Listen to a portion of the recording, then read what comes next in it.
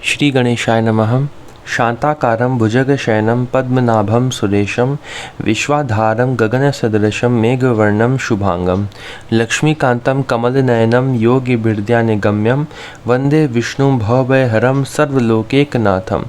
प्रह्लाद नारद पराशर पुंडरीक व्यासाम्बरीश शुक शौनक भीष्म दालभ्यान रुकुमांगदार्जुन वशिष्ठ विभीषण आदीन पुण्यानिमान परम भागवतान स्मरामि। शुरू करते हैं 8वां दिन मास प्रयाण का।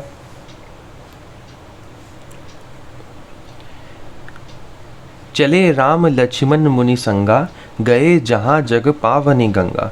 श्री राम जी और लक्ष्मण जी मुनि के साथ चले। वे वहाँ गए जहाँ जगत को पवित्र करने वाली गंगा जी थीं।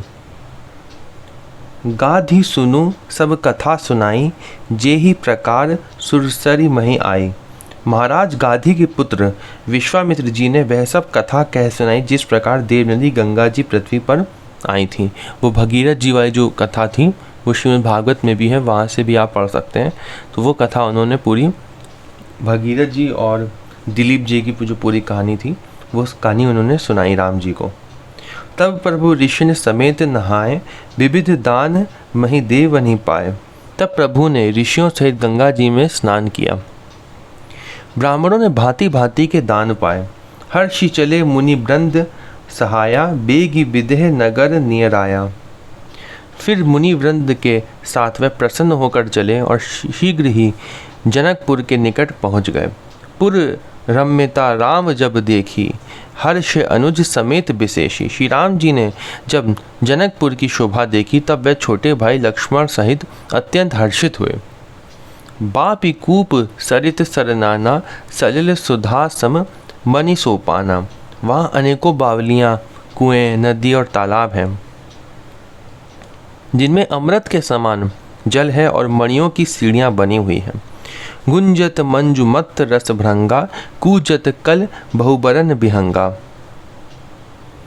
मकरंद रस से मतवाले होकर भौरे सुंदर गुंजार कर रहे हैं। रंग बिरंगे बहुत से पक्षी मधुर शब्द कर रहे हैं। बरन बरन बिकसे बन जाता, त्रिविध समीर सदा सुखदाता। रंग रंग के कमल खिले हैं, सदा सब ऋतुओं में सुख देने वाला शीतल मंद सुगंध पवन बह रहा है। सुमन बाटिका बाग बन, विपुल विहंग निवास। फूलत फलत सुपलवित, सोहतपुर चहुपास। पुष्प वाटिका, फुलवारी, बाग और वन जिनमें बहुत से पक्षियों का निवास है। फूलते फलते और सुंदर पत्तों से लदे हुए नगर के चारों ओर सुशोभित हैं। बनई न बरनत नगर निकाई, जहाँ जाई मन तहं लुभाई। नगर की सुंदरता का वर्णन करते नहीं बनता। मन जहाँ जाता है वहीं लुभा जाता है, रम जाता है। चारु बजारु विचित्र अंबारी, मणि में विधि जनु स्वकर संवारी। सुंदर बाजार है, मणियों से बने हुए विचित्र छज्जे हैं, मानो ब्रह्मा ने उन्हें अपने हाथों से बनाया है। धनिक बनिक बर धनद समाना, बैठे सकल वस्तु ले नाना। कुबेर के समान श्रेष्ठ धनी व्यापारी सब प्रकार की अनेक वस्तुएं लेकर दुकानों में बैठे हैं। चौहट सुंदर गली सुहाई, संतत रही सुगंध से चाई।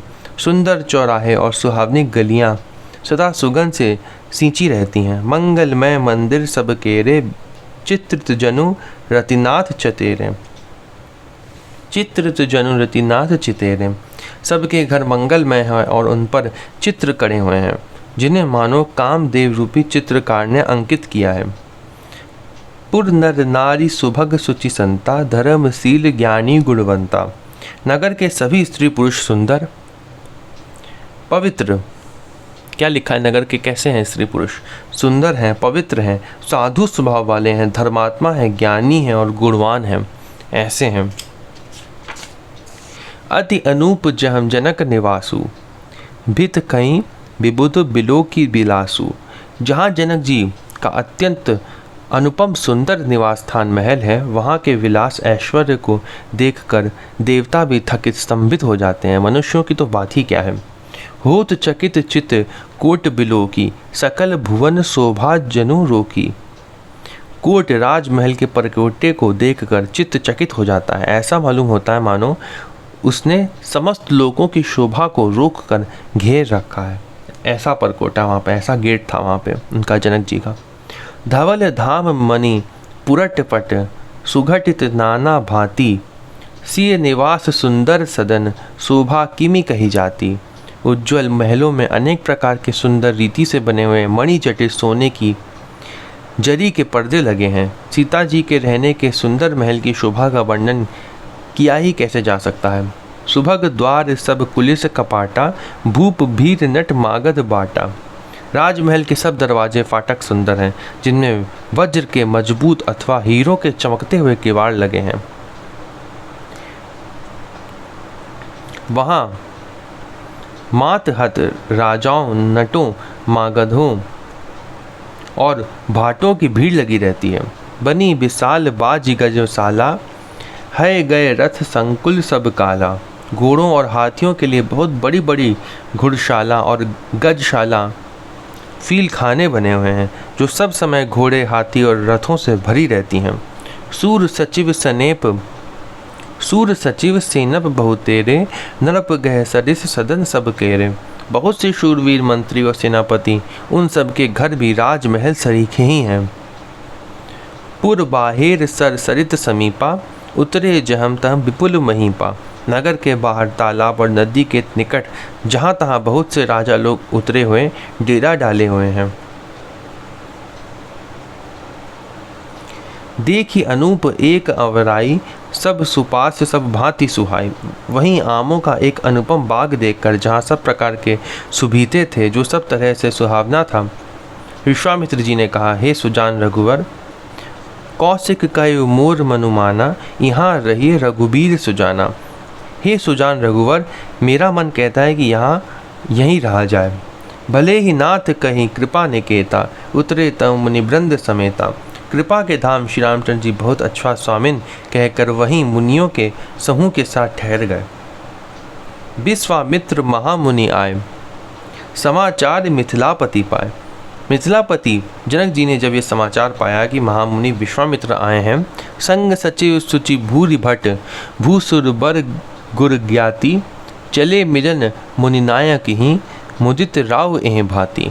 तब उन्होंने पवित्र हृदय के ईमानदार स्वामी भक्त मंत्री, बहुत से योद्धा, श्रेष्ठ ब्राह्मण, गुरु शतानंद जी और अपनी जाति के श्रेष्ठ लोगों को साथ लिया। इतने लोगों को साथ लिया उन्होंने, और इस प्रकार प्रसन्नता के साथ राजा मुनियों के स्वामी विश्वामित्र जी से मिलने चले। कीन प्रणाम चरण धरी माथा, दीन ही असीस मुदित मुनि नाथा। राजा ने मुनि के चरणों पर मस्तक रखकर प्रणाम किया। मुनियों के स्वामी विश्वामित्र जी ने प्रसन्न होकर आशीर्वाद दिया। विप्र वृंद सब सादर बंदे, जानि भाग्य बड़ राव आनंदे। फिर सारी ब्राह्मण मंडली को आदर सहित प्रणाम किया और अपना बड़ा भाग्य जानकर राजा आनंदित हुए। कुशल प्रश्न कही बार ही बारा। बार बार उन्होंने प्रश्न किया। विश्वामित्र नरपहि बैठारा। बार बार कुशल प्रश्न करके विश्वामित्र जी ने राजा को बैठाया। ते ही अवसर आए दो भाई, गए रहे देखन फुलवाई। उसी समय दोनों भाई आ पहुँचे। उस समय दोनों भाई आए जो फुलवाड़ी देखने गए थे, वो देखने के लिए गए थे जब तक, तब वो आए उस समय, बाद में आए उनके आने के। श्याम गौर मृदु बयस किशोरा, लोचन सुखद विश्वचित चोरा। लिखा है विश्वचित चोरा। सुकुमार किशोर अवस्था वाले श्याम और गौर वर्ण के दोनों कुमार नेत्रों को सुख देने वाले और सारे विश्व के चित्त को चुराने वाले हैं। उठे सकल जब रघुपति आए, विश्वामित्र निकट बैठाए। जब रघुनाथ जी आए तब सभी उनके रूप एवं तेज से प्रभावित होकर उठकर खड़े हो गए। क्या लिखा है, जब राम जी फुलवाड़ी देखने के लिए गए हुए थे, जनक जी जो थे वो कि खुद आए, स्वयं योद्धा लाए, ब्राह्मण लाए, गुरु लाए और अपने श्रेष्ठ लोगों को लाकर उन्होंने प्रणाम किया, मुनियों को और विश्वामित्र जी को। उसके बाद राम जी आए, फुलवाड़ी देखने के लिए गए हुए थे, और जब राम जी आए तब सब खड़े हो गए। लिखा है उठकर खड़े हो गए। उनके रूप और तेज को देखकर इतना तेज निकल रहा था राम जी से, राम जी के अंदर से इतना तेज निकल रहा था कि उसको देखकर सब खड़े हो गए वहाँ जितने थे। विश्वामित्र जी ने उनको अपने पास बैठा लिया, राम जी को अपने पास बैठा लिया। भय सब सुखी देखी दो भ्राता। सब सुखी हो गए देखकर। बारी बिलोचन पुलकित गाता। दोनों भाइयों को देखकर सभी सुखी हुए। सबके नेत्रों में जल भर आया। आनंद और प्रेम के आंसू उमड़ पड़े और शरीर रोमांचित हो उठे उनके रूप को देखकर। मूर्ति मधुर मनोहर देखी, भयउ विदेहु विदेहु विशेषी। राम जी की मधुर मनोहर मूर्ति को देखकर विदेह जनक विशेष रूप से विदेह देह की शुद्ध बुद्ध से रहित हो गए। जनक का अर्थ यही होता है ना कि शुद्ध बुद्ध से रहित होना, तो लिखा है कि वास्तव में वो देह की शुद्ध बुद्ध से रहित ही हो गए उनको देखकर। जनक जी का जो जन्म होता है वो प्राकृतिक देह से नहीं होता है, इसलिए उनका नाम जनक पड़ा था। आगे पढ़ते हैं, दोहा दिया हुआ है। प्रेम मगन मनु जान निरपु, कर विवेक धरि धीर। बोले मुनि पद नाई सिरु, गद गद गिरा गभीर। मन को प्रेम में मग्न जान राजा जनक ने विवेक का आश्रय लेकर धीरज धारण किया और मुनि के चरणों में सिर नवाकर गदगद प्रेम भरी गंभीर वाणी से कहा। क्या कहा उन्होंने? वो अपने आप को रोक नहीं पाए तो एक ही चीज़ पूछेंगे। क्या पूछेंगे? कहो नाथ सुंदर दो बालक, मुनि कुल तिलक कि नृप कुल पालक। हे नाथ, कहिए ये दोनों सुंदर बालक मुनि कुल के आभूषण हैं या किसी राजवंश के पालक हैं? ब्रह्म जो निगम नीति कही गावा, उभय बेश धरी की सोई आवा। उनको ऐसा लगा, उन्होंने कहा, क्या कहा उन्होंने? अथवा जिसका वेदों ने नीति कहकर गान किया है, कहीं वह ब्रह्म तो युगल रूप धरकर नहीं आया है? कहीं ये भगवान ही तो नहीं है? उन्होंने कहा स्वयं भगवान तो नहीं कहीं है। उनको ऐसा लगा कि ऐसा क्यों लगा? ये जो यहाँ पे लिखा है ना, आगे हम पढ़ेंगे, ब्रह्म सुख ही मन त्यागा, इसलिए उनको ऐसा लगा। आगे पढ़ते हैं, क्या लिखा है? सहज विराग रूप मनु मोरा। क्या कहा? सहज विराग रूप मनु मोरा, मेरा मन वैराग्य रूप है। थकित होत जिमि चंद चकोरा, मेरा मन जो स्वभाव से वैराग्य रूप बना हुआ है, इन्हें देखकर इस तरह मुग्ध हो रहा है जैसे चंद्रमा को देखकर चकोर। ऐसा कैसे हो रहा है? जब जनक जी जो थे, उनकी भगवत प्राप्ति, उनकी माया से मुक्ति हो चुकी थी, संसार में उनको कुछ भी नहीं अच्छा लगता था और वो संसार के सुख दुख को ग्रहण नहीं कर सकते थे। जब हम भगवान को प्राप्त कर लेते हैं तो हम संसार के किसी भी सुख दुख को ग्रहण नहीं कर सकते। लेकिन उनको ऐसा लगा, क्या मेरा मन जो है वो उनकी तरफ आकृष्ट हो रहा है, जनक जी ने कहा। इसलिए वो समझ गए कि ये भगवान ही होंगे जनक जी। इसलिए उन्होंने कहा कि कहीं ये ब्रह्म तो नहीं है। आगे पढ़ते हैं, क्या लिखा है? इन्हें देखकर इस तरह मुग्ध हो रहा है जैसे चंद्रमा को देखकर चकोर। ताते प्रभु पूछऊ सति भाऊ, कहु नाथ जनि करहु दुराऊ। इसलिए हे प्रभु, इसलिए मैं आपसे सत्य निश्चल भाव से पूछता हूँ, हे नाथ बताइए, छिपाव ना कीजिए। उन्होंने ऐसा कहा ना, तब राम जी देखने लगे विश्वामित्र की तरफ, विश्वामित्र जी की तरफ, कि अब तो ये सच बता देंगे कि भगवान हूँ मैं। तो उन्होंने क्या कहा? इन्हीं बिलोकत अति अनुरागा, बरबस ब्रह्म सुख ही मन त्यागा। ये बहुत ही प्रचलित चौपाई है, यहाँ पे बहुत लोगों ने सुनी होगी ये वाली चौपाई। क्या? इन्हीं बिलोकत अति अनुरागा, बरबस ब्रह्म सुख ही मन त्यागा। इनको देखते ही अत्यंत प्रेमवश होकर मेरे मन ने जबरदस्ती ब्रह्म सुख को त्याग दिया। ब्रह्म सुख जो होता है वो जबरदस्ती त्याग कर प्रेमानंद ग्रहण हो रहा है उनका, क्योंकि ब्रह्मानंद जो है वो फीका होता है और बहुत ही नीचे होता है प्रेमानंद से। 1000 गुना भी अगर मैं कहूँ, ब्रह्मानंद जो है उससे भी ऊपर होता है प्रेमानंद। ठीक है, ये क्लासेस होती हैं भगवान के आनंद की। ब्रह्मानंद नीचे होता है, उसके ऊपर होता है प्रेमानंद, और प्रेमानंद के अंदर भी 5 क्लासेस होती हैं। ठीक है, जिनको पहले से नहीं पता था उनके लिए बता रहा हूँ कि नीचे ब्रह्मानंद होता है, उसके ऊपर प्रेमानंद होता है। ब्रह्मानंद जो होता है फीका होता है, जिनके पास भगवान का ब्रह्मानंद वाला आनंद होता है ना, वो लोग जब प्रेमानंद को देखते हैं तो वो ब्रह्मानंद उनको अपना बेकार लगने लगता है और वो प्रेमानंद भगवान का लेने लगते हैं। यही लिखा है कि जबरदस्ती ब्रह्म सुख को त्याग दिया। कहे मुनि बिहसी कहेहु नृपनी का, वचन तुम्हार न होई अली का। मुनि ने हंस कर कहा, हे राजन, आपने ठीक किया, यथार्थ ही कहा, आपका वचन मिथ्या नहीं हो सकता।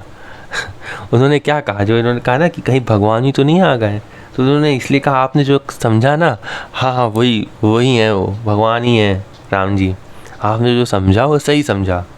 लेकिन जब उन्होंने ऐसा कहा तो राम जी ने देखा कि अरे ये तो सब बताने लगे, भगवान बताने लगे कि भगवान हूँ मैं। अगर सबको पता चल जाएगा यहाँ भगवान हूँ, सब भगवान ही मानने लगेंगे, तो आगे लीला हो ही नहीं पाएगी।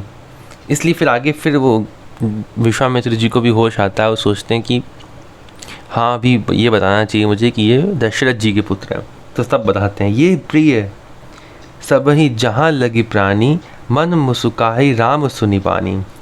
राम जी मुस्कुराने लगते हैं ये देखकर कि विश्वामित्र जी जो है सब बता रहे हैं। आगे क्या लिखा है, जगत में जहाँ तक जितने भी प्राणी हैं ये सभी को प्रिय हैं। फिर वो ऐसे बात घुमाने लगते हैं कि जगत में जितने भी प्राणी हैं वे ये सभी को प्रिय हैं। मुनि की रहस्य भरी वाणी सुनकर श्री राम जी मन ही मन मुस्कुराते हैं, हंसकर मानो संकेत करते हैं कि रहस्य खोलिए नहीं। तब मुनि ने कहा, तब वो उन्होंने ये भी कहा ना कि सब जितने भी प्राणी हैं, चराचर जीव जो हैं सब आपको प्रिय हैं। तब राम जी सोचते हैं कि ये तो बता रहे हैं कि मैं भगवान हूँ। तब वो मुस्कुराते हैं राम जी। तब उनकी मुस्कुराहट से शायद विश्वामित्र जी समझ जाते हैं और फिर वो आगे बताते हैं कि कौन है ये तो दशरथ पुत्र हैं। रघुकुल मणि दशरथ के जाए, मम हित लागी नरेश पठाए। ये रघुकुल मणि महाराज दशरथ के पुत्र हैं, मेरे हित के लिए राजा ने इन्हें मेरे साथ भेजा है। तब उन्होंने बोला, राम लखन दो बंधु बर, रूप सील बल धाम, मख राखेउ सब साखी जगु, जिते असुर संग्राम। ये राम और लक्ष्मण दोनों श्रेष्ठ भाई, रूपशील और बल के धाम हैं। सारा जगत इस बात का साक्षी है कि इन्होंने युद्ध में असुरों को जीतकर मेरे यज्ञ की रक्षा की है। मुनि तव चरण देखी कह राव, कही न सकऊं निज पुण्य प्रभाव। राजा ने कहा, हे मुनि, आपके चरणों के दर्शन कर मैं अपना पुण्य प्रभाव कह नहीं सकता। सुंदर श्याम गौर दो भ्राता, आनंद हूँ के आनंद दाता। ये सुंदर श्याम और गौर वर्ण के दोनों भाई आनंद को भी आनंद देने वाले हैं। लिखा है आनंद को भी आनंद देने वाले हैं। ऐसा क्यों कहा? क्योंकि ब्रह्मानंद पहले से इनको प्राप्त है जनक जी को, और उनको भी ये उससे भी ऊपर का आनंद दे रहे हैं, तो इसलिए ऐसा लिखा है कि आनंद को भी आनंद देने वाले हैं। तो ब्रह्मानंद प्राप्त करे हुए महापुरुष को भी, संत को भी ये प्रेमानंद देते हैं। इनके प्रीति परस पर पावनी, कहीं न जाई मन भाव सुहावनी। इनकी आपस की प्रीति बड़ी पवित्र और सुहावनी है। वह मन को बहुत भाती है, पर वाणी से कहीं नहीं जा सकती। सुनहु नाथ कह मुदित विदेहु, ब्रह्म जीव इव सहज स्नेहु। लिखा है ब्रह्म जीव इव सहज स्नेह, सहज में स्नेह होता है ब्रह्म और जीव का। विदेह जनक जी आनंदित होकर कहते हैं, हे नाथ सुनिए, ब्रह्म और जीव की तरह इनमें स्वाभाविक प्रेम है।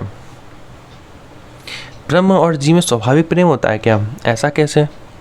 क्योंकि हम भगवान को ही चाहते हैं केवल। संसार में हम क्या चाहते हैं? सब कुछ सुख के लिए करते हैं। सुख जो है ऐसा चाहते हैं।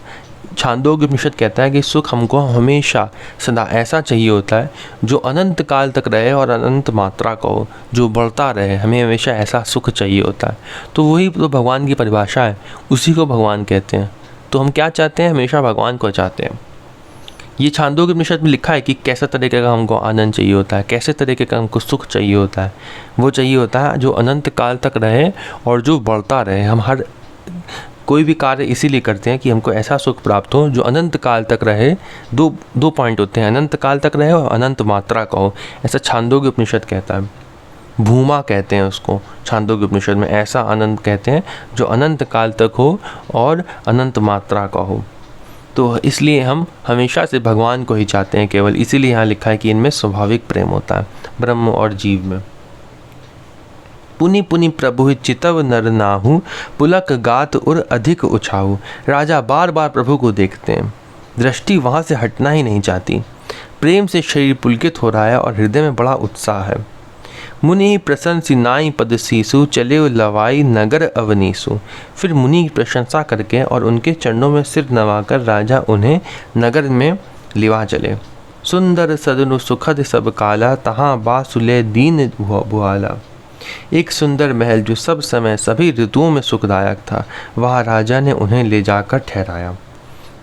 करी पूजा सब विधि से विकाई, गयो राव गृह विदा कराई। तदंतर सब प्रकार से पूजा और सेवा करके राजा विदा मांगकर अपने घर गए। ऋषय संग रघुवंश मणि करि भोजनु विश्रामु। बैठे प्रभु भ्राता सहित दिवसु रहा भरी जामु। रघुकुल के शिरोमणि प्रभु श्री रामचंद्र जी ऋषियों के साथ भोजन और विश्राम करके भाई लक्ष्मण समेत बैठे। उस समय पहर भर दिन रह गया था। लखन हृदय लालसा विशेषी। जाई जनकपुर आइए देखी। लक्ष्मण जी के हृदय में विशेष लालसा है कि जाकर जनकपुर देख आवें, परंतु प्रभु श्री रामचंद्र जी का डर है और फिर मुनि से भी सकुचाते हैं। वो बिना आज्ञा के नहीं करते थे कोई काम, इसलिए वो कहते नहीं बनता है उनसे कि हम क्या चल के जनकपुर देखें। ये राम जी से वो पूछते भी नहीं हैं, पूछने में भी सकुचाते हैं। प्रभु भय बहुरी मुनि सकुचाही। प्रकट न कहे मन ही मुस्काही। इसलिए प्रकट में कुछ कहते मन ही मन मुस्कुरा रहे हैं। राम अनुज मन की गति जानी। राम जी उनकी गति जान गए, लक्ष्मण जी को क्या चाहिए। भगत बछलता ही हुलसानी। अंतर्यामी श्री रामचंद्र जी ने छोटे भाई के मन की दशा जान ली। तब उनके हृदय में भक्त वत्सलता उमड़ आई। परम विनीत सकुची मुस्काई। बोले गुर अनुशासन पाई। वह गुरु की आज्ञा पाकर बहुत ही विनय के साथ सकुचाते हुए मुस्कुरा कर बोले,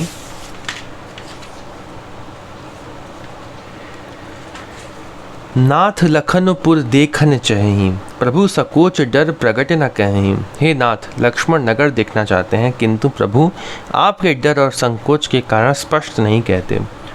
जो राउर आयसु मैं पावो। नगर दिखाए तुरंत ले आवो।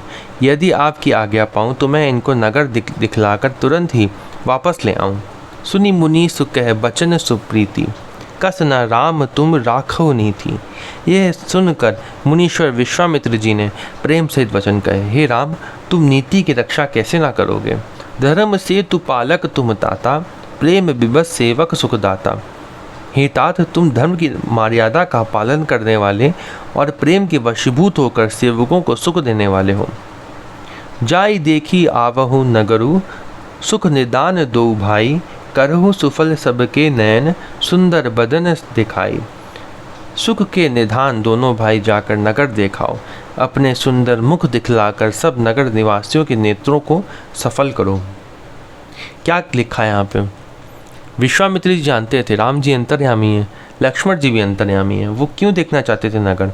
वो अपना रूप दिखाना चाहते थे, अपना आनंद देना चाहते थे, जिसको हम परित्राण कहते हैं। इसलिए लिखा है, अपने सुंदर मुख दिखलाकर सबके नेत्रों को सफल करो। विश्वामित्र जी जो बोलते हैं वो हमेशा सत्य कहते हैं। उन्होंने सत्य प्रकट करते हुए, लीला की बातों को ना प्रकट करते हुए, केवल सत्य प्रकट करते हुए इन्होंने ऐसा कहा कि अपने सुंदर मुख दिखलाकर सबके नेत्रों को सफल करो। इसलिए इन्होंने ऐसा लिखा। वो आनंद दे रहे हैं भगवान देखने वालों को। वहाँ पे किसी ने मांगा होगा, किसी भक्त ने कहा होगा कि मुझे आपका रूप देखना है पिछले जन्मों में, काश मैं आपका रूप देख सकूं। फिर भगवान ने उसको इस जन्म में जनक निवासी बनाया होगा, जिससे फिर भगवान उसको अपने रूप का दर्शन दे सकें और उसका आनंद दे सकें। उसने मांगा होगा भगवान से किसी न किसी जन्म में। आगे पढ़ते हैं, मुनिपद कमल बंद दो भ्राता। चले लोक लोचन सुखदाता। सब लोगों के नेत्रों को सुख देने वाले दोनों भाई मुनि के चरण कमलों की वंदना करके चले। एक शास्त्र है गीतावली, उसमें ये अधिक दिया हुआ है। एक ये वाला पार्ट अधिक दिया हुआ है और एक जहाँ पे लक्ष्मण जी के तीर लगता है वो पार्ट काफ़ी अधिक दिया हुआ है उसमें गीतावली में। उसको भी कभी ना कभी हम पढ़ेंगे और उसमें अच्छे से और दिया हुआ है यहाँ का। बालक वृंद देखी अति शोभा। लगे संग लोचन मनुलोभा। बालकों के झुंड इनके सौंदर्य की अत्यंत शोभा देखकर साथ लग गए। उनके नेत्र और मन इनकी माधुरी पर लुभा गए। वहाँ के बालक जो थे वो उनके साथ साथ चलने लगे भगवान के। पीत बसन परिकर कटिभा था। चारु चाप सर सोहत हाथा। दोनों भाइयों की पीले रंग के वस्त्र हैं। कमर के पीले दुपट्टों में तरकस बंधे हैं। हाथों में सुंदर धनुष बाण सुशोभित हैं। तन अनुहरत सुचंदन खोरी, श्यामल गौर मनोहर जोरी। श्याम और गौर वर्ण के शरीरों के अनुकूल अर्थात जिस पर जिस रंग का चंदन अधिक फबे उस पर उसी रंग के सुंदर चंदन की खोड़ लगी है। सांवरे और गोरे रंग की मनोहर जोड़ी है। के हरि कंधर बाहु विशाला, उर अति रुचिर नागमणि माला। सिंह के समान पुष्ट गर्दन, गले का पिछला भाग है, विशाल भुजाएं हैं। भगवान के जो हाथ हैं बहुत लंबे होते हैं, विशाल होते हैं। चौड़ी छाती पर अत्यंत सुंदर गज मुक्ता की माला है। सुभग सोन सरसी रूह लोचन, बदन मयंक तापत्रय मोचन। सुंदर लाल कमल के समान नेत्र हैं। तीनों तापों से छुड़ाने वाला चंद्रमा के समान मुख है। कानन है कनक फूल छवि देही, चितवत चितहि चोरी जनु लेही। कानों में सोने के कर्ण फूल अत्यंत शोभा दे रहे हैं और देखते ही देखने वाले के चित्त को मानो चुरा लेते हैं। चितवनी चारु भ्रकुटी बर बाकी, तिलक रेख शोभा जनु चाकी। उनकी चितवन दृष्टि बड़ी मनोहर है और बोहें तिरछी एवं सुंदर है। माथे पर तिलक की रेखाएं ऐसी सुंदर है मानो मूर्तिमती शोभा पर मुहर लगा दी गई है। रुचिर चौतनी सुभग सिर, मेचक कुंचित केस। नख सिख सुंदर बंधु दो, शोभा सकल सुदेश। सिर पर सुंदर चौकनी टोपियां दिए हैं, काले और घुंघराले बाल हैं। दोनों भाई नख से लेकर शिखा तक, एड़ी से चोटी तक सुंदर हैं और सारी शोभा जहाँ जैसी चाहिए वैसी ही है। देखन नगर भूप सुत आए, समाचार पुरबासी न पाए। जब पुरबासियों ने यह समाचार पाया कि दोनों राजकुमार नगर देखने के लिए आए हैं, तब धाय धाम काम सब त्यागी, मनहु रंक निधि लूटन लागी। जैसे गोपियां जो थीं वो जैसी थीं उसी अवस्था में भागी थीं। कोई दूध छोड़कर भागी थीं, कोई सफाई करते हुए भागी थीं, कोई तो पूरे तरह से वस्त्र भी नहीं पहनी थी और उसी वस्त्र में भागी थी। उसी तरीके से यहाँ भी लिखा है, धाय धाम काम सब त्यागी।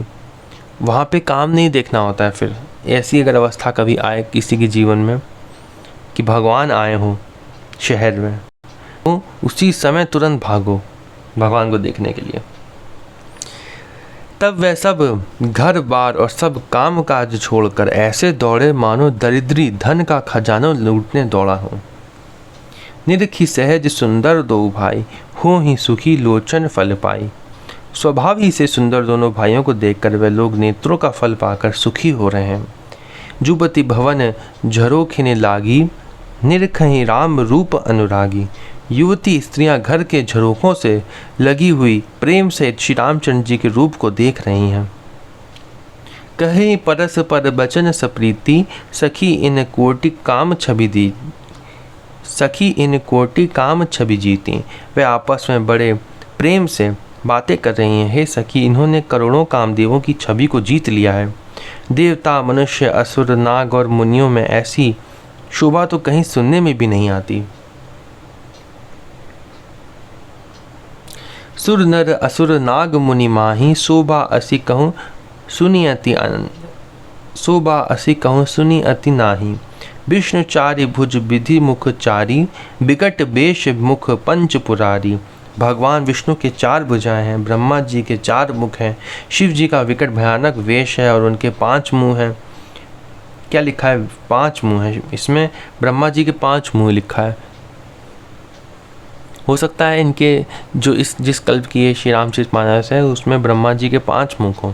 किसी में 4 मुख वाले ब्रह्मा भी हैं, किसी में 6 मुख वाले ब्रह्मा भी हैं। यहाँ क्या लिखा है? 5 मुंह हैं। हे सखी, दूसरा देवता भी कोई ऐसा नहीं है जिसके साथ इस छवि की उपमा दी जाए। वो कह रहे हैं कि ऐसा तो कोई है नहीं इनके जैसा दिखता हो जो।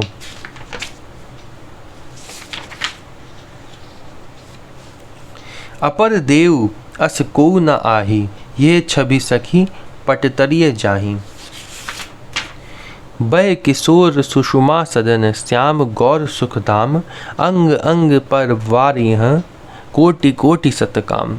इनकी किशोर अवस्था है। ये सुंदरता के घर सावले और गोरे रंग के तथा सुख के दाम हैं, इनके अंग अंग पर करोड़ों अरबों कामदेवों को निछावर कर देना चाहिए। कहो सखी असको तनुधारी, जो न मोह यह रूप निहारी। हे सखी, भला कहो तो ऐसा कौन शरीरधारी होगा जो इस रूप को देखकर मोहित ना हो जाए। अर्थात यह रूप जड़ चेतन सबको मोहित करने वाला है। तब को सप्रेम बोली मृदुबानी, जो मैं सुना सो सुनहु सयानी। कोई दूसरी सखी प्रेम से कोमल वाणी से बोली, हे सयानी, मैंने जो सुना है उसे सुनो। ए दो दशरथ के डोटा, पाल मरालिन के कल जोटा। ये दोनों राजकुमार महाराज दशरथ जी के पुत्र हैं। बालराज सिंहों का सा सुंदर जोड़ा है। मुनि कौशिक मख के रखवारे, जिन रन अजिर निशाचर मारे। ये मुनि विश्वामित्र के यज्ञ की रक्षा करने वाले हैं। इन्होंने युद्ध के मैदान में राक्षसों को मारा है। श्याम गात कलकंज बिलोचन, जो मारीच सुभुज मधुमोचन। जिनका श्याम शरीर और सुंदर कमल जैसे नेत्र हैं, जो मारीच और सुबाहु के मद को चूर करने वाले और मुख सुख की खान है। कौसल्या सुत सो सुख खानी, नाम राम धनु सायक पानी। और जो हाथ में धनुष बाण लिए हुए हैं वह कौशल्या जी के पुत्र हैं। इनका नाम राम है। गौर किशोर बेशुबर काछे, कर सर चाप राम के पाछे। जिनका रंग गोरा और किशोर अवस्था है और जो सुंदर वेश बनाए हैं और हाथ में धनुष बाण लिए श्री राम जी के पीछे पीछे चल रहे हैं। लक्ष्मण राम राम लघु भ्राता, सुन सखितासु सुमित्रा माता। वे इनके छोटे भाई हैं, इनका नाम लक्ष्मण है। हे सखी सुनो, उनकी माता सुमित्रा है। इसमें लिखा है उनकी माता सुमित्रा है, ठीक है। लक्ष्मण जी की तो माता सुमित्रा है ही है, इसमें तो कोई बात ही नहीं है। विप्र काजु करि बंधु दो, मग मुनि बधु उधारी। आए देखन चाप मख, सुनी हर्षी सब नारी। दोनों भाई ब्राह्मण विश्वामित्र का काम करके और रास्ते में मुनि गौतम की स्त्री अहिल्या का उद्धार करके यहाँ धनुष यज्ञ देखने आए हैं। यह सुनकर सब स्त्रियां प्रसन्न हुईं। देखी राम छवि को एक कही, जो गुजान की ही यह बरु अहि। श्री रामचंद्र जी की छवि देखकर कोई एक दूसरी सखी कहने लगी, यह वर जानकी की योग्य है। जो सखी इन्हीं देख नर नाहू, पन परिहरि हठी करे विबाहो। हे सखी, यदि कहीं राजा इन्हें देख ले तो प्रतिज्ञा छोड़कर हठ पूर्वक इन्हीं से विवाह कर देगा। को कह ए भूपति पहचाने, मुनि समेत सादर सन्माने। किसी ने कहा राजा ने इन्हें पहचान लिया है और मुनि के सहित इनका आदर पूर्वक सम्मान किया है। सखी परंतु पनु राव न तजई, विधि बस हटी अविवेक ही भजई। परंतु हे सखी, राजा अपना प्रण नहीं छोड़ता। वह होनहार के वशभूत होकर हठ पूर्वक अविवेक का ही आश्रय लिए हुए हैं। प्रण पर अड़े रहने की मूर्खता नहीं छोड़ता। को कहे जो भल अहे विधाता, सब कहम सुनिए उचित फलदाता। कोई कहती है यदि विधाता भले हैं और सुना जाता है कि वह सबको उचित फल देते हैं। भगवान अगर भले हैं और सुना जाता है कि अच्छा फल देते हैं सबको, तो जन की ही मिले ही बरु एहू, नाहिन आली यहाँ संदेहू। तो जानकी जी को यही वन मिलेगा। हे सखी, इसमें संदेह नहीं है। जो विधि बस अस बने संजोगू, तो कृतकृत्य होई सब लोगू। जो देव योग से ऐसा संयोग बन जाए तो हम सब लोग कृतार्थ हो जाएं। सखी हमरे आरती अति दाते, कबहुक ए आवहीं एहि नाते। हे सखी, मेरे तो इसी से इतनी अधिक आतुरता हो रही है कि इसी नाते कभी ये यहाँ आवेंगे। उन्होंने क्या कहा कि कभी ना कभी वो सीता जी आएंगी तो राम जी भी आएंगे, तो इसी से मैं बहुत आतुरता हो रही है मुझे। ना ही त हम कहूँ सुनूँ, सखी इन कर दर्शन दूरी। ये संगठु तब हुई जब पुण्य पुराकृत भूरी। नहीं तो विवाह ना हुआ तो हे सखी सुनो, हमको इनके दर्शन दुर्लभ हैं। यह संयोग तभी हो सकता है जब हमारे पूर्व जन्मों के बहुत पुण्य हों।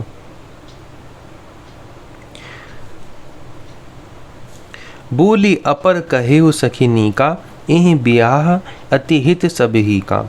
दूसरी ने कहा, हे सखी, तुमने बहुत अच्छा कहा, इस विवाह से सभी का परम हित है। कौ कह शंकर चाप कठोरा, ए श्यामल मृदु गात किशोरा। किसी ने कहा, शंकर जी का धनुष कठोर है और ये सावले राजकुमार कोमल शरीर के बालक हैं। सबु असमंजस अहि सयानी, यह सुनी अपर कही मृदुबानी। हे सयानी, सब असमंजस यही है। यह सुनकर दूसरी सखी कोमल वाणी से कहने लगी, हे सखी, सखी इन कहम कोउ कोउ अस कहीं, बड़ प्रभाव देखत लघु अहीं। इनके संबंध में कोई कोई ऐसा कहते हैं कि ये देखने में तो छोटे हैं पर इनका प्रभाव बहुत बड़ा है। पर सिजा सुपद पंकज धूरी, तरी अहिल्या कृत अग भूरी। जिनके चरण कमलों की धूली का स्पर्श पाकर अहिल्या तर गई, जिसने बड़ा भारी पाप किया था, सो की रही बिनु शिव धनु तोरे, यह प्रतीति परिहरिये न भोरे। वह क्या शिव जी का धनुष बिना तोड़े रहेंगे? इस विश्वास को भूल कर भी नहीं छोड़ना चाहिए। जेहि बिरंची रचि सिय संवारी, तेहि श्यामल बरु रचिउ बिचारी।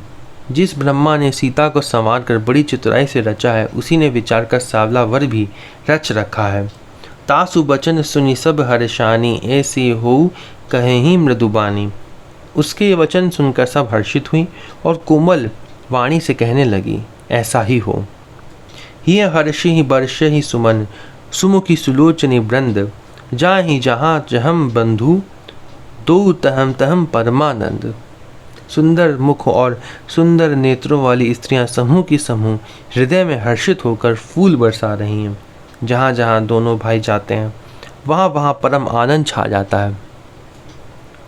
पुर पूरब दिशि गे दो भ्रात, पुर पूरब दिशि गे दो भाई, जहम धनु मुख हित भूमि बनाई। दोनों भाई नगर के पूरब ओर गए, जहाँ धनुष यज्ञ के लिए रंग भूमि बनाई गई थी। अति विस्तार चारु गच ढारी, विमल वेदिका रुचिर संवारी। बहुत लंबा चौड़ा सुंदर ढाला हुआ पक्का आंगन था। लिखा है बहुत लंबा चौड़ा आंगन था वो, जिस पर सुंदर और निर्मल वेदी सजाई गई थी। चहूं दिशि कंचन मंच विशाला, रचे जहाँ बैठे ही महिपाला। चारों ओर सोने के बड़े बड़े मंच बने थे, जिन पर राजा लोग बैठे हैं। तेई पाछे समीप चहु पासा, अपर मंच मंडली बिलासा। उनके पीछे समीप ही चारों ओर दूसरे मचानों का मंडलाकार घेरा सुशोभित था। कछुक ऊंची सब भांति सुहाई, बैठे ही नगर लोग जहम जाई। वह कुछ ऊंचा था और सब प्रकार से सुंदर था। जहाँ जाकर नगर के लोग बैठेंगे, तिनके निकट विशाल सुहाए, धवल धाम बहुबरन बनाए। उन्हीं के पास विशाल एवं सुंदर सफ़ेद मकान अनेक रंगों के बनाए गए हैं। जम बैठे देखई सब नारी, जथा जुग निज कुल अनुहारी। जहाँ अपने अपने कुल के अनुसार सब स्त्रियां यथा योग्य जिसको जहाँ बैठना उचित है बैठकर देखेंगी। पुर बालक कही कही मृदु बचना, सादर प्रभु देखा वहीं रचना। नगर के बालक कोमल वचन कह कहकर आदर पूर्वक प्रभु श्री रामचंद्र जी को यज्ञशाला की रचना दिखला रहे हैं। सब शिशु एहि मिस प्रेम बस, पर सि मनोहर गात। तन पुल कहीं हति हर्षुहिए, देखी देखी दो भ्रात। सब बालक इसी बहाने प्रेम के वश होकर श्री राम जी के मनोहर अंगों को छू कर शरीर से पुलकित हो रहे हैं और दोनों भाइयों को देख देख कर उनके हृदय में अत्यंत हर्ष हो रहा है। शिशु सब राम प्रेम बस जाने, प्रीति समेत निकेत बखाने। श्री रामचंद्र जी ने सब बालकों को प्रेम के वश जानकर यज्ञ भूमि के स्थानों की प्रेम पूर्वक प्रशंसा की। निज निज रुचि सब ले ही बुलाई, सहित स्नेह जा ही दो भाई। इससे बालकों का उत्साह, आनंद और प्रेम और भी बढ़ गया, जिससे वे सब अपनी अपनी रुचि के अनुसार उन्हें बुला लाते हैं और प्रत्येक के बुलाने पर दोनों भाई प्रेम सहित उनके पास चले जाते हैं। राम देखा वहीं अनुज ही रचना, कही मृदु मधुर मनोहर बचना। कोमल मधुर और मनोहर वचन कहकर श्री राम जी अपने छोटे भाई लक्ष्मण को यज्ञ भूमि की रचना दिखलाते हैं। लव निमेश महु भुवन निकाया, रचे जास अनुशासन माया। जिनकी आज्ञा पाकर माया लव निमेश पलक गिरने के चौथाई समय में ब्रह्मांडों के समूह रच डालती है। भक्ति हेतु सोई दीन दयाला, चित्तवत चकित धनुष मखमसाला। वही दीनों पर दया करने वाले श्री राम जी की भक्ति के कारण धनुष यज्ञशाला को चकित होकर आश्चर्य के साथ देख रहे हैं। लिखा है जिनकी एक पलक, जितनी देर में हम लोग पलक लगाते हैं उतनी देर में ब्रह्मांडों की रचना कर देते हैं, वह राम जी चकित होकर यज्ञशाला को देख रहे हैं। कौतुक देखी चले गुरु पाही, जाने विलंब त्रास मन माही। इस प्रकार सब कौतुक विचित्र रचना देखकर वे गुरु के पास चले। देर हुई जानकर उनके मन में डर है। जासु त्रास डर कहूँ डर होई, भजन प्रभाव देखावत सोई। जिनके भय से डर को भी डर लगता है, वही प्रभु भजन का प्रभाव, जिसके कारण ऐसे महान प्रभु भी भय का नाट्य करते हैं, दिखला रहे हैं। इसलिए भजन के प्रभाव के कारण ऐसा दिखा रहे हैं उन्होंने, इसलिए तो उन्होंने अवतार ग्रहण किया। कही बात मृदु मधुर सुहाई, किए विदा बालक बरी आई। उन्होंने कोमल मधुर और सुंदर बातें कहकर बालकों को जबरदस्ती विदा किया। सभय सप्रेम विनीत अति, सकुच सहित दो भाई, गुरुपद पंकज नाई सिर, बैठे आए सुपाई। फिर भय प्रेम विनय और बड़े संकोच के साथ दोनों भाई गुरु के चरण कमलों में सिर नवाकर आज्ञा पाकर बैठे। निस प्रवेश मुनि आए सुदीन्हा, सभी संध्या बंदनु कीन्हा। रात्रि का प्रवेश होते ही संध्या के समय मुनि ने आज्ञा दी, तब सबने संध्या वंदन किया। कहत कथा इतिहास पुरानी, रुचिर रजनी जुग जाम सिरानी। फिर प्राचीन कथाएं तथा इतिहास कहते कहते सुंदर रात्रि के 2 पहर बीत गए। मुनि बर शयन कीनी तब जाई, लगे चरण चापन 2 भाई। तब श्रेष्ठ मुनि ने जाकर शयन किया। दोनों भाई उनके चरण दबाने लगे, जिनके चरण कमलों के दर्शन एवं स्पर्श के लिए जिनके चरण सुरोर हो लागी, करत विविध जप जोग बिरागी। जिनके चरण कमलों के दर्शन एवं स्पर्श के लिए वैराग्यवान पुरुष भी भांति भांति के जप और योग करते हैं। भगवान उनके चरण दबाने लगे विश्वामित्र जी के, जिनके चरणों का ध्यान बड़े बड़े योगी करते हैं और जप और योग करते हैं, उनका ध्यान करते हैं उनको प्राप्त करने के लिए। तेई 2 बंधु प्रेम जनु जीते, गुरुपद कमल पलोटत प्रीते। वही दोनों भाई मानो प्रेम से जीते हुए प्रेम पूर्वक गुरु जी के चरण कमलों को दबा रहे हैं। लिखा हुआ है प्रेम से जीते हुए। बार बार मुनि आज्ञा दीन्ही, रघुबर जाई सैन्य तब कीन्ही। मुनि ने बार बार आज्ञा दी, तब श्री रघुनाथ जी ने जाकर शयन किया। चापत चरण लखन उरलाएं, सभय सप्रेम परम सचुपाएं। श्री राम जी के चरण कमलों को हृदय से लगाकर भय और प्रेम सहित परम सुख का अनुभव करते हुए लक्ष्मण जी उनको दबा रहे हैं। फिर राम जी जब गए शयन करने के लिए, तब लक्ष्मण जी उनके चरण दबा रहे हैं। लक्ष्मण जी की तपस्या कितनी कठिन है। उन्होंने पहले गुरु जी की भी सेवा करी, फिर राम जी की सेवा कर रहे हैं। पुनि पुनि प्रभु कहे सो वहु ताता, पौणे धरी उर पद जले जाता। प्रभु श्री रामचंद्र जी ने बार बार कहा, हे तात अब सो जाओ। तब वे उन चरण कमलों को हृदय में धर कर लेट रहे। उठे लखन निसी विगत सुनी, अरु न सिखा धुनि कान। गुरु ते पहेले ही जगतपति, जागे राम सुजान। रात बीतने पर मुर्गी का शब्द कानों से सुनकर लक्ष्मण जी उठे। सबसे पहले कौन उठा? लक्ष्मण जी उठे। जगत के स्वामी सुजान श्री राम जी भी गुरु से पहले ही जाग गए। सकल शौच करी जाई नहाए, नित्य निबाहि मुनि सिर नाए। सब शौच क्रिया करके वह जाग कर नहाए। फिर संध्या अग्निहोत्र आदि नित्य कर्म समाप्त करके उन्होंने मुनि को मस्तक नवाया। समय जान गुर आए सुपाई, लेन प्रसून चले 2 भाई। पूजा का समय जानकर गुरु की आज्ञा पाकर दोनों भाई फूल लेने चले। भूप बागु बर देखो जाई, जहाँ बसंत ऋतु रही लुभाई। उन्होंने जाकर राजा का सुंदर बाग देखा, जहाँ वसंत ऋतु लुभा कर रह गई। लागे बिटप मनोहर नाना, बरन बरन बर बेली बिताना। मन को लुभाने वाले अनेक वृक्ष लगे हैं, रंग बिरंगी उत्तम लताओं के मंडप छाए हुए हैं। नव पल्लव फल सुमन सुहाय, निज संपत्ति सुर रूख लजाए। नए पत्तों, फलों और फूलों से युक्त सुंदर वृक्ष अपनी संपत्ति से कल्प वृक्ष को भी लजा रहे हैं। चातक कोकिल कीर चकोरा, कूजत बिहग नटत कल मोरा। पपीहे, कोयल, तोते, चकोर आदि पक्षी मीठी बोली बोल रहे हैं और मोर सुंदर नृत्य कर रहे हैं। मध्य बाग सर सोह सुहावा, मुनि सोपान विचित्र बनावा। बाग के बीचों बीच सुहावना सरोवर सुशोभित है, जिसमें मणियों की सीढ़ियां विचित्र ढंग से बनी हैं। उसका जल निर्मल है, विमल सलीलु सरसिज बहुरंगा। जल खग कूजत गूजत भृंगा। उसका जल निर्मल है, जिसमें अनेक रंगों के कमल खिले हुए हैं। जल के पक्षी कलरव कर रहे हैं और भ्रमर गुंजार कर रहे हैं।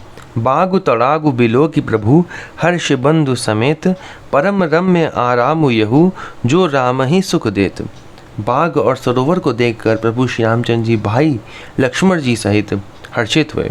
यह बाग वास्तव में परम रमणीय है, जो जगत को सुख देने वाला है, जो जगत के सुख देने वाले श्री रामचंद्र जी को भी सुख दे रहा है। लिखा है कि ये बाग जो है परम पवित्र है, जो राम जी को भी सुख दे रहा है, जो जगत को सुख देते हैं उनको भी सुख दे रहा है। चहु दिशि चितई पूछी मालीगण, लगे लेन दल फूल मुदित मन। चारों ओर दृष्टि डालकर और मालियों से पूछकर फिर प्रसन्न मन से पत्र पुष्प लेने लगे। तेहि अवसर सीता तम आई, गिरजा पूजन जननी पठाई। उसी समय सीता जी वहाँ आई। माता ने उन्हें गिरजा पार्वती जी की पूजा करने के लिए भेजा था। संग सखी सब सुभग सयानी, गा वही गीत मनोहर बानी। साथ में सब सुंदरी और सयानी सखियां हैं, जो मनोहर वाणी से गीत गा रही हैं। सर समीप गिरिजा ग्रह सोहा, बरी न जाई देखी मनु मोहा। सरोवर के पास गिरिजा जी का मंदिर सुशोभित है, जिसका वर्णन नहीं किया जा सकता। देखकर मन मोहित हो जाता है। मज्जनु करी सर सखिन समेता, गई मुदित मन गौरी निकेता। सखियों सहित सरोवर में स्नान करके सीता जी प्रसन्न मन से गिरिजा जी के मंदिर में गईं। पूजा कीन्ही अधिक अनुरागा, निज अनुरूप सुभग बरु मांगा। उन्होंने बड़े प्रेम से पूजा की और अपने योग्य सुंदर वर मांगा। एक सखी सिंह संग बिहाई, गई रही देखन फुलवाई। एक सखी सीता जी का साथ छोड़कर फुलवाड़ी देखने चली गई थी। तेहि दो बंधु बिलो के जाई, प्रेम विबस सीता पहीं आई। उसने जाकर दोनों भाइयों को देखा और प्रेम में विवल होकर वह सीता जी के पास आई। तासु दशा देखी सखिन, पुलक गात जलु नैन। कहु कारण निज हर्ष कर, पूछहीं सब मृदु बैन। सखियों ने उसकी दशा देखी कि उसका शरीर पुलकित है और नेत्रों में जल भरा है। उसके नेत्रों से आंसू निकलने लगे। जो सखी थी सीता जी की, नेत्रों में जल भरा, ये एक भक्त का लक्षण होता है, भगवान के भक्त का लक्षण होता है। सब कोमल वाणी से पूछने लगी कि अपनी प्रसन्नता का कारण बता। देखन बाग कुंवर दुई आए, बै किशोर सब भांति सुहाए। उसने कहा, दो राजकुमार बाग देखने आए हैं, किशोर अवस्था के हैं और सब प्रकार से सुंदर हैं। श्याम गौर किमि कहो बखानी, गिरा अनयन नयन बिनुबानी। वे सांवले और गोरे रंग के हैं, उनके सौंदर्य को मैं कैसे बखान कर कहूँ। उसके शरीर पुलकित हो गया, उसके नेत्रों से आंसू बहने लगे और उसने कहा, इतने सुंदर हैं वो और उनके सौंदर्य को मैं कैसे बखान कर कहूँ। उसने कहा, वाणी बिना नेत्र की है और नेत्रों की वाणी नहीं है। वो बता ही नहीं पा रही थी। वो देखकर राम जी का जो रूप था, उसको देखने के बाद वो सिर्फ रो रही थी और बता ही नहीं पा रही थी कुछ। सुनी हर्षी सब सखी सयानी, सिंह हिय अति उत्कंठा जानी। यह सुनकर और सीता जी के हृदय में बड़ी उत्कंठा जानकर सब सयानी सखियाँ प्रसन्न हुई। एक कहे नृप सुत तई आली, सुने जे मुनि संग आए काली। तब एक सखी कहने लगी, हे सखी, ये वही राजकुमार हैं जो सुना है कि कल विश्वामित्र मुनि के साथ आए हैं, जिन निज रूप मोहनी डारी, कीन है स्वबस नगर नर नारी, और जिन्होंने अपने रूप की मोहनी डालकर नगर के स्त्री पुरुषों को अपने वश में कर लिया है। बरनत छवि जहम तहम सब लोगू, अवसी देखहीं देखन जोगू। जहाँ तहाँ सब लोग उन्हीं की छवि का वर्णन कर रहे हैं, अवश्य चलकर उन्हें देखना चाहिए, वे देखने ही योग्य हैं। तासु बचन अतिसिय ही सुहाने, दरस लागी लोचन अकुलाने। उसके वचन सीता जी को अत्यंत ही प्रिय लगे और दर्शन के लिए उनके नेत्र अकुला उठे। चली अग्र करी प्रिय सखी सोई, प्रीति पुरातन लखई न कोई। उसी प्यारी सखी को आगे करके सीता जी चली, पुरानी प्रीति को कोई लख नहीं पाता। सुमिरि सिय नारद बचन, उपजी प्रीति पुनीत, चकित बिलोकति सकल दिसी, जनु शिशु मृगी सभीत। नारद जी के वचनों का स्मरण करके सीता जी के मन में पवित्र प्रीति उत्पन्न हुई। लिखा नारद जी के वचन, नारद जी ने इनको पहले से ही बता रखा था इसके बारे में। वह चकित होकर सब और इस तरह देख रही हैं मानो डरी हुई मृग छौनी इधर उधर देख रही हों। कंकन किंकिनी नुपुर धुनी सुनी, कहत लखन सन राम हृदय गुनी। कंकण हाथों के कड़े, करधनी और पायजेब के शब्द सुनकर श्री रामचंद्र जी हृदय में विचार कर लक्ष्मण से कहते हैं, मानहु मदन दुंदुबी दीन्ही, मनसा विश्व विजय कहम कीन्ही। ये ध्वनि ऐसी आ रही है मानो कामदेव ने विश्व को जीतने का संकल्प करके डंके पर चोट मारी है। अस कहीं फिरी चित ए तेहि ओरा, सिए मुख ससी भय नयन चकोरा। ऐसा कहकर श्री राम जी ने फिर कर उस ओर देखा। श्री सीता जी के मुख रूपी चंद्रमा को निहारने के लिए उनके नेत्र चकोर बन गए। भय बिलोचन चारु अचंचल, मनहु सकुच निमि तजे दिगंजल। सुंदर नेत्र स्थिर हो गए, टकटकी लग गई, मानो निमि जनक जी के पूर्वज ने, जिनका सबकी पलकों में निवास माना गया है, लड़की दामोदर के मिलन प्रसंग को देखना उचित नहीं, इस भाव से सकुचाकर पलकें छोड़ दी, पलकों में रहना छोड़ दिया, जिससे पलकों का गिरना रुक गया। देख सिय शोभा सुख पावा, हृदय में सराहत बचनु न आवा। सीता जी की शोभा देखकर श्री राम जी ने बड़ा सुख पाया। हृदय में वे उसकी सराहना करते हैं कि किंतु मुख से वचन नहीं निकलते। जनु बिरंचि सब निज निपुनाई, बिरचि विश्व काम प्रगति दिखाई। वह शोभा ऐसी अनुपम है मानो ब्रह्मा ने अपनी सारी निपुणता को मूर्ति मान कर संसार को प्रकट करके दिखा दिया हो। सुंदरता कहूँ सुंदर करई, छवि ग्रह दीप सिखा जनु बरई। वह सीता जी की शोभा सुंदरता को भी सुंदर करने वाली है। वह ऐसी मालूम होती है मानो सुंदरता रूपी घर में दीपक की लौ जल रही हो।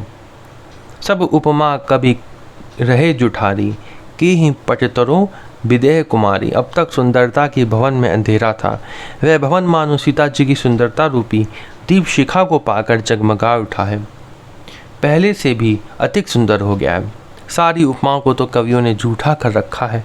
मैं जनक नंदिनी श्री सीता जी की किससे उपमा दूं। सिय शोभा ही बरनी प्रभु, आपनी दशा विचारी। बोले सुचि मन अनुज सन, बचन समय अनुहारी। इस प्रकार हृदय में सीता जी की शोभा का वर्णन करके और अपनी दशा को विचार कर प्रभु श्री रामचंद्र जी पवित्र मन से अपने छोटे भाई लक्ष्मण से समय अनुकूल वचन बोले। तात जनक तनया यह सोई, धनुष यज्ञ जेहि कारण होई। हे तात, ये वही जनक की कन्या है जिसके लिए धनुष यज्ञ हो रहा है। पूजन गौरी सखी ले आई, करत प्रकाश फिरई फुलवाई। सखियाँ इसे गौरी पूजन के लिए ले आई हैं। यह फुलवाड़ी में प्रकाश करती हुई फिर रही हैं। जासु बिलो की अलौकिक शोभा, सहज पुनीत मोर मनु क्षोभा। जिसकी अलौकिक सुंदरता देखकर स्वभाव से ही पवित्र मेरा मन शुद्ध हो गया है। सो सब कारण जान विधाता, फरक कहीं सुभद अंग सुनु भ्राता। वह सब कारण अथवा उसका सब कारण तो विधाता जाने, किंतु हे भाई सुनो, मेरे मंगलदायक दाहिने अंग फड़क रहे हैं। रघुवंश नहीं कर सहज स्वभाव, मनु कुपंथ पगु धरे न काऊ। रघुवंशियों का यह सहज जन्मगत स्वभाव है कि उनका मन कभी कुमार्ग पर पैर नहीं रखता। क्या कहा उन्होंने कि रघुवंशियों का सहज स्वभाव है कि कुमार्ग पर हमारा मन कभी जाता ही नहीं है। राम जी ने कहा जितने भी रघुवंशी हैं उनका कभी भी किसी कुमार्ग पर नहीं जाता है, कुमार्ग पर, गलत काम पर। इसी तरीके से एक कहानी भी है श्रीमद् भागवत में, जिसमें एक राजा होते हैं और राजकन्या का जो हृदय होता है उनकी तरफ आकृष्ट होता है। उनको मालूम नहीं होता है कि ये क्षत्रिय हैं, लेकिन वो क्षत्रिय ही होते हैं, तो उनका जो मन होता है वो सही ठीक ही होता है उनका मन। ऐसी कुछ कहानी थी, वो हम आगे श्रीमद् भागवत में पढ़ेंगे। उसमें भी इसी तरीके का लिखा है कि कुमार पर कभी पैर नहीं जाता। आगे पढ़ते लिखा है, मोहि अतिशय प्रतीति मन केरी, जेहि सपने हूँ पर नारी ना हेरी। मुझे तो अपने मन का अत्यंत ही विश्वास है कि जिसने जगत जागृत की कौन कहे, स्वप्न में भी पराई स्त्री पर दृष्टि नहीं डाली है। उन्होंने कहा कि मुझे अपने मन के बारे में पता है कि उसने कभी भी पराई स्त्री पर दृष्टि नहीं डाली। जिनके लहीना रिपुरन पीठी, नहीं पावहीं परितय मनुडीठी। रण में शत्रु जिनकी पीठ नहीं देख पाते, अर्थात जो लड़ाई के मैदान से भागते नहीं। पराई स्त्रियां जिनके मन और दृष्टि को नहीं खींच पाती। मंगन लही न जिनके नाही, ते नरबर थोड़े जगमाही। और भिखारी जिनके यहाँ से ना ही नहीं पाते, खाली हाथ नहीं लौटते, ऐसे श्रेष्ठ पुरुष संसार में थोड़े हैं। राम जी ने कहा है सब। करत बत कहीं अनुज सन, मन सिय रूप लोभान। मुख सरोज मकरंद छवि, करई मधुप इव पान। यो श्री राम जी छोटे भाई से बातें कर रहे हैं, पर मन सीता जी के रूप में लोभाया हुआ उनके मुख रूपी कमल के छवि रूप मकरंद रस को भौरे की तरह पी रहा है। चितवत चकित चहूँ दिसि सीता, कहम गए नरप किशोर मनु चिंता। सीता जी चकित होकर चारों ओर देख रही हैं। मन इस बात की चिंता कर रहा है कि राजकुमार कहाँ चले गए। जहम बिलोक मृग सावक नैनी, जनु तहम बरिस कमल सित श्रेणी। बाल मृग नैनी मृग के छौने की सी आँख वाली सीता जी जहाँ दृष्टि डालती हैं, वहाँ मानो श्वेत कमलों की कतार बरस जाती है। लता ओट तब सखिन लखाए, श्यामल गौर किशोर सुहाए। तब सखियों ने लता की ओट में सुंदर श्याम और गौर कुमारों को दिखलाया। सुंदर श्याम नाम राम जी का है और कृष्ण भगवान के लिए श्याम सुंदर कहते हैं। देखी रूप लोचन ललचाने, हर्ष जनु निज निधि पहचाने। उनके रूप को देखकर नेत्र ललचा उठे। वे ऐसे प्रसन्न हुए मानो उन्होंने अपना खजाना पहचान लिया हो। इधर उधर देखने लगे कि राम जी कहाँ चले गए, और फिर उनको राम जी दिखे तो ऐसा लगा कि मानो खजाना फिर पा लिया हो। थके नयन रघुपति छवि देखे, पलकिनी हूँ परिहरी निमेश। श्री राम जी की छवि देखकर नेत्र थकित निश्चल हो गए, पलकों ने भी गिरना छोड़ दिया। अधिक स्नेह हम देह भय भूरी, सरद ससी ही जनु चितव चकोरी।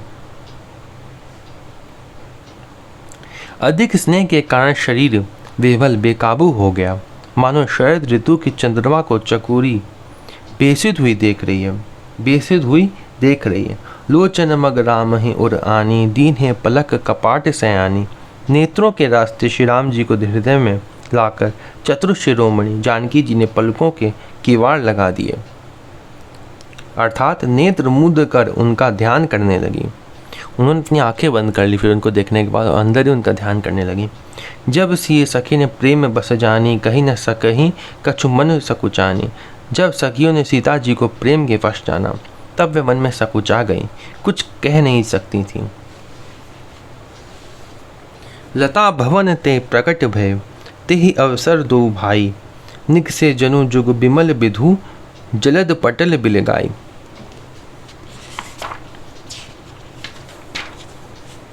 उसी समय दोनों भाई लता मंडप कुंज में से प्रकट हुए, मानो दो निर्मल चंद्रमा बादलों में पर्दे को हटाकर निकले हो। शोभा सीवम सभग दो बीरा, नील पीत जलजाभ शरीरा। दोनों सुंदर भाई शोभा की सीमा है, उनके शरीर की आभा नीले और पीले कमल की सी है। मोर पंख सिर सोहत नीके, गुच्छ बीच बीच कुसुम कली के। सिर पर सुंदर मोर पंख सुशोभित हैं, जिनके उनके बीच बीच में फूलों की कलियों के गुच्छे लगे हैं। भाल तिलक श्रम बिंदु सुहाय, श्रवण सुभग भूषण छवि छाए। माथे पर तिलक और पसीने की बूंदें शोभायमान हैं, कानों में सुंदर भूषणों की छवि छाई है। बिकट भ्रकुट कच घुगर वारे, नव सरोज लोचन रत्नारे। टेढ़ी भौहें और घुंघराले बाल हैं, नए लाल कमल के समान रत्नारे लाल नेत्र हैं। चारु चिबुक नासिका कपोला, हास बिलास लेत मनुमोला।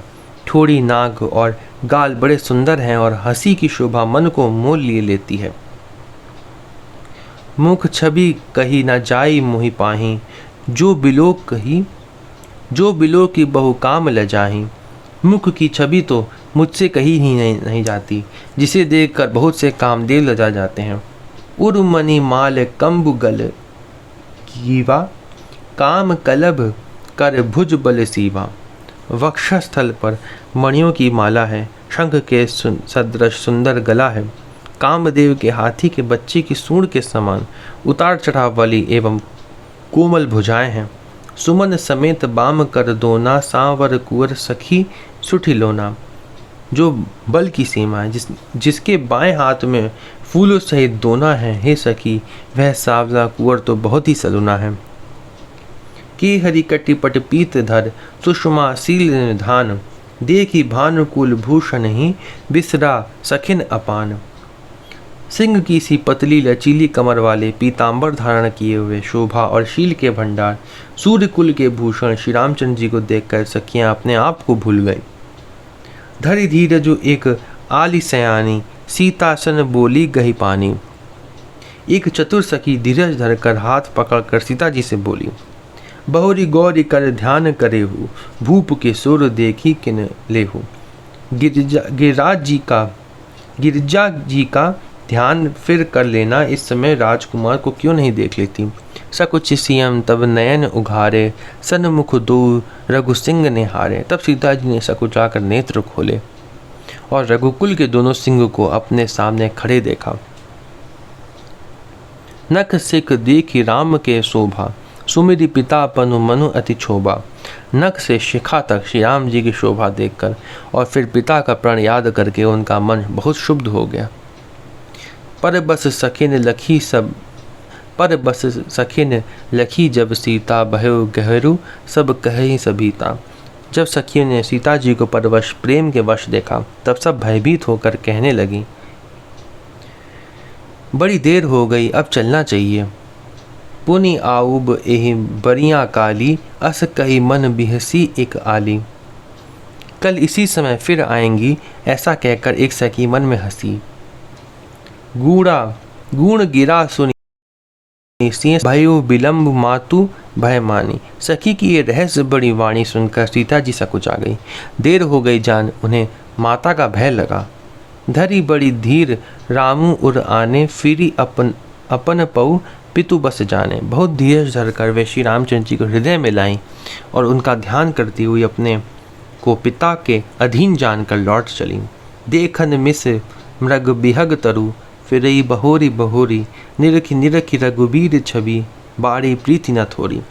मृग पक्षी और वृक्षों को देखने के बहाने सीता जी बार बार घूम जाती हैं और श्री राम जी की छवि देख देख कर उनका प्रेम कम नहीं बढ़ रहा है, अर्थात बहुत ही बढ़ता जाता है।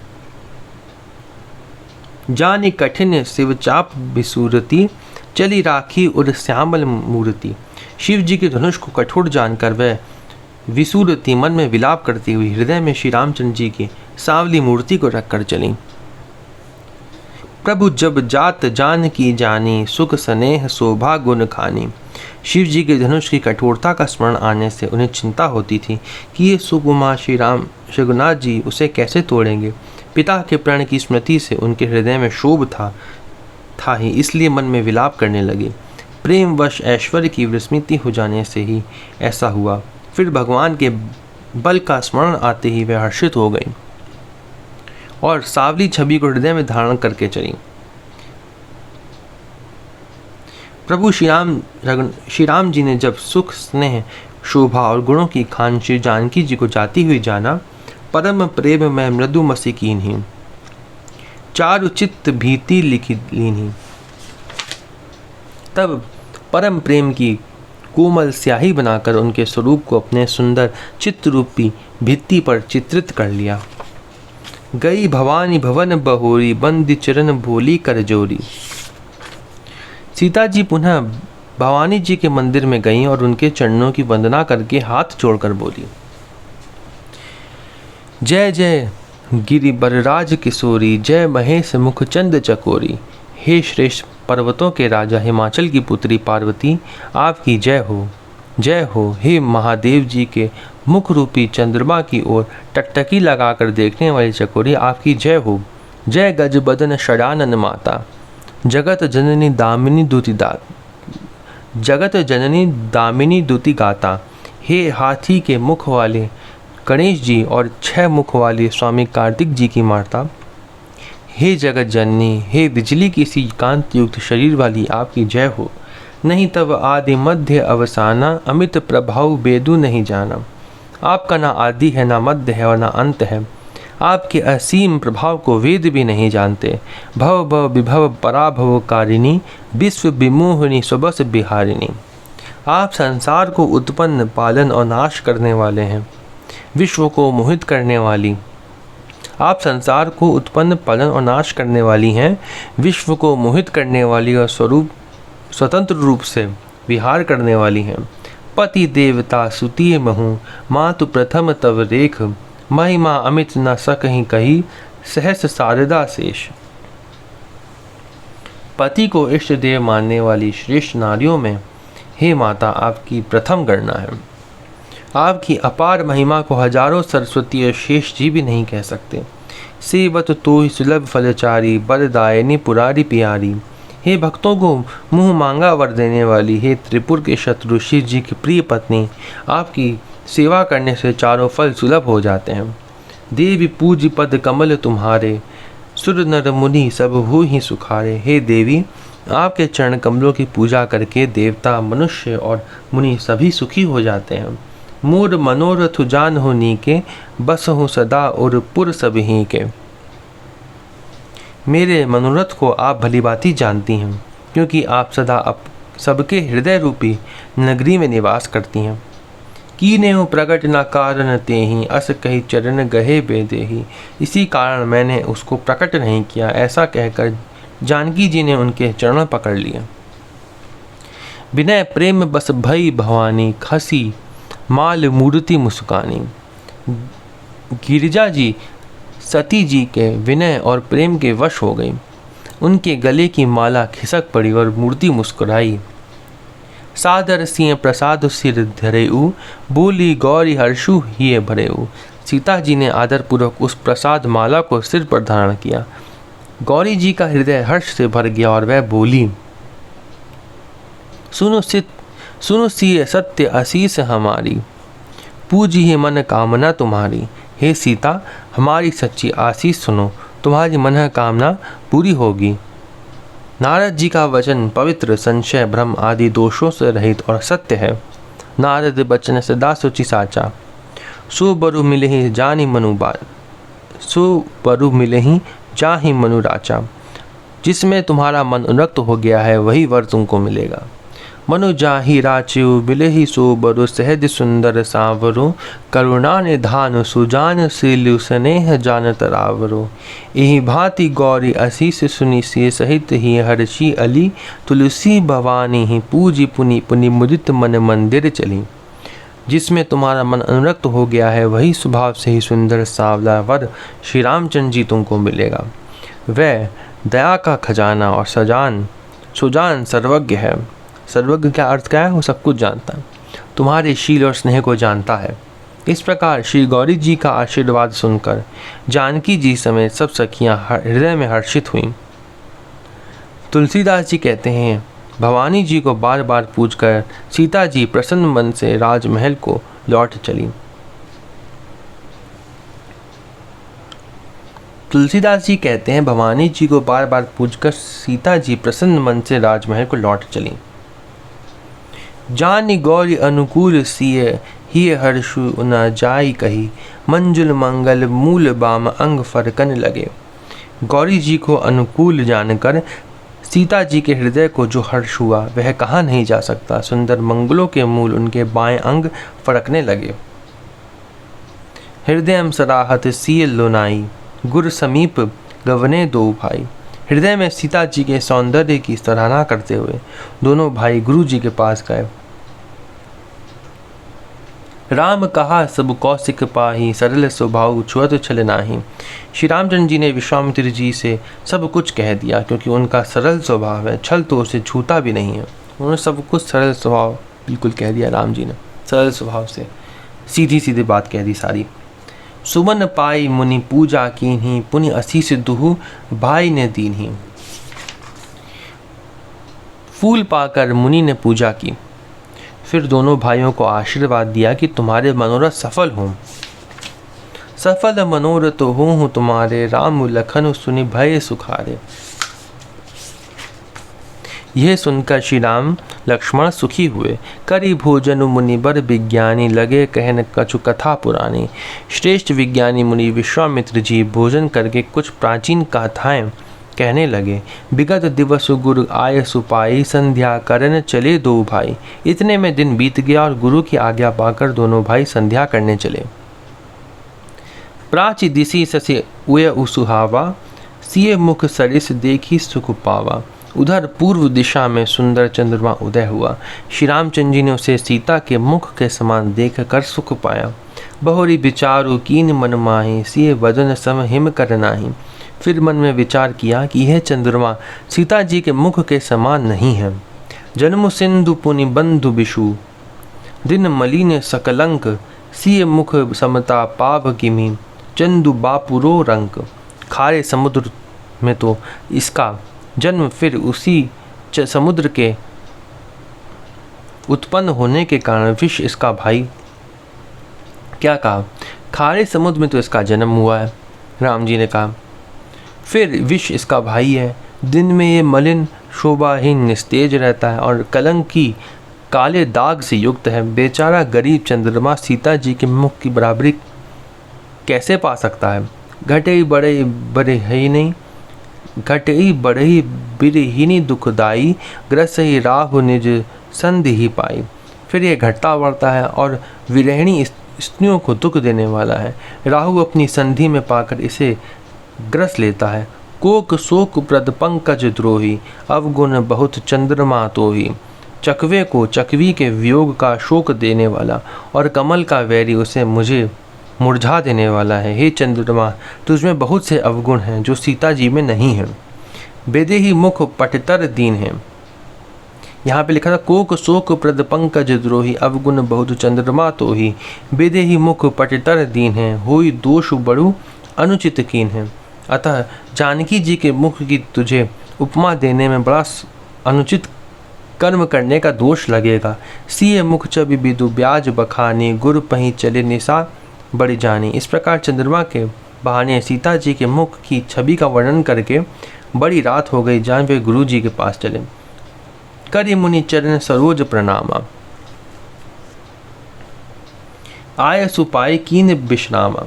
मुनि के चरण कमलों में प्रणाम करके आज्ञा पाकर उन्होंने विश्राम किया। विगत निशा रघुनायक जागे, बंधु बिलोक कहन अस लागे। रात बीतने पर श्री रघुनाथ जी जागे और भाई को देखकर ऐसा कहने लगे। उयउ अरुण अवलोक कहु ताता, पंकज कोक लोक सुखदाता।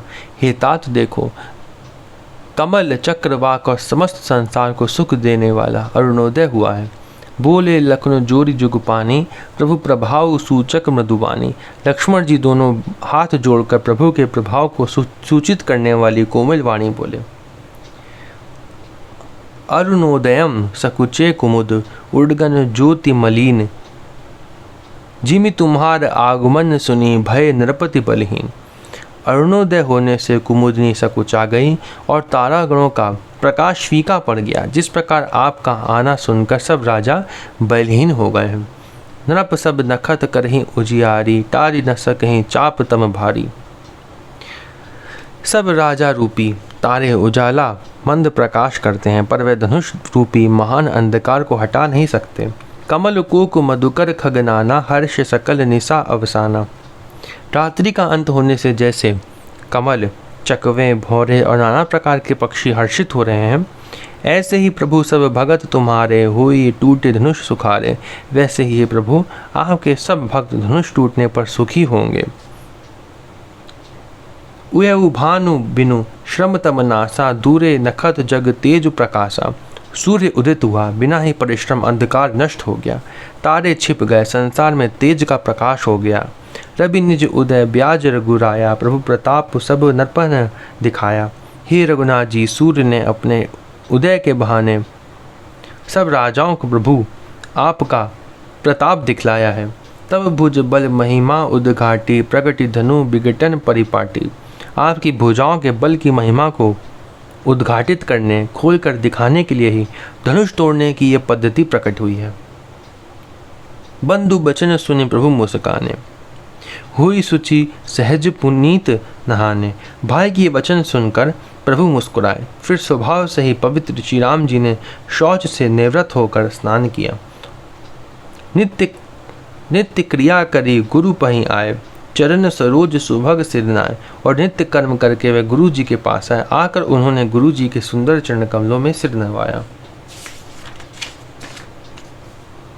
सतानंद तब जनक बुलाए, कौशिक मुनि पहीं तुरत पठाए। तब जनक जी ने शतानंद जी को बुलाया और उन्हें तुरंत ही विश्वामित्र मुनि के पास भेजा। उन्होंने जाकर जानकी जी की विनती सुनाई। जनक बिनय तिन आई सुनाई, हर्ष बोल लिए दो भाई। उन्होंने आकर जनक जी की विनती सुनाई। विश्वामित्र जी ने हर्षित होकर दोनों भाइयों को बुलाया। सतानंद पद बंदी प्रभु, बैठे गुरु पहीं जाई। चलहु तात मुनि कहु, तब पठवा जनक बुलाई। शतानंद जी के चरणों की वंदना करके प्रभु श्री रामचंद्र जी गुरु जी के पास जा बैठे। तब मुनि ने कहा, हे तात चलो, जनक जी ने बुला भेजा। मास प्रण 8वां विश्राम यहाँ पे समाप्त होता है। हम लोग अगले दिन अगली वीडियो में पढ़ेंगे 9वां विश्राम। 9वां दिन पूरा पढ़ेंगे। ओम नमो भगवते वासुदेवाय।